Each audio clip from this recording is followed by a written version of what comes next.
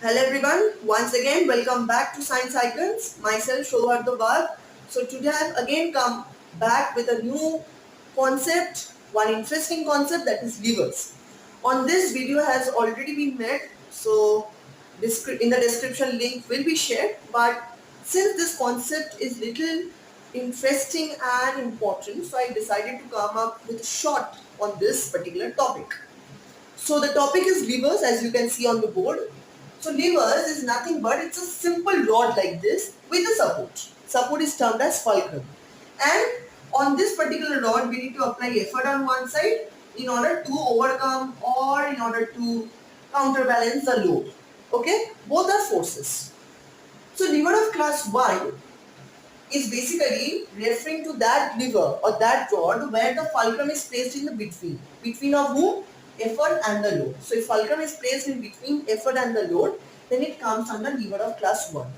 So another term here is mechanical advantage. So what is mechanical advantage? If you divide effort arm by load arm, then you get mechanical advantage. What is effort arm and what is load arm? The distance between the fulcrum and the effort is the effort arm. Distance between the fulcrum and the load is your load arm. So depending on the placement of effort and the load, in case of class 1 lever, mechanical advantage can be greater than 1, less than 1 as well as equal to 1. Moving on with lever of class 2, here what happens?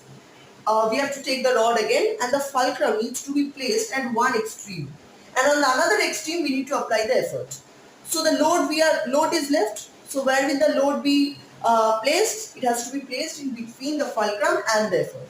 So obviously, if the effort is placed at one extreme and the fulcrum in another extreme, obviously the effort arm will always exceed load arm. Just apply your common sense.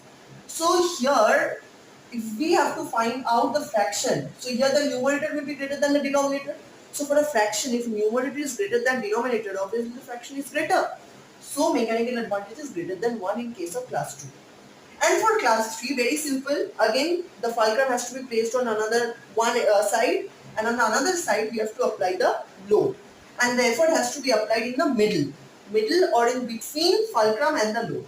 So again, apply your common sense. The load arm will obviously be greater than the effort arm, since both of them are placed at extreme side of the rod.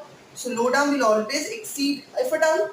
So now if you have to find out the mechanical advantage, that means you have to divide effort arm by load arm. So for a fraction, if the denominator is greater than the numerator, then obviously the fraction decreases. Henceforth, mechanical advantage here becomes less than 1. So if LA I have represented here, so it's load arm, EA refers to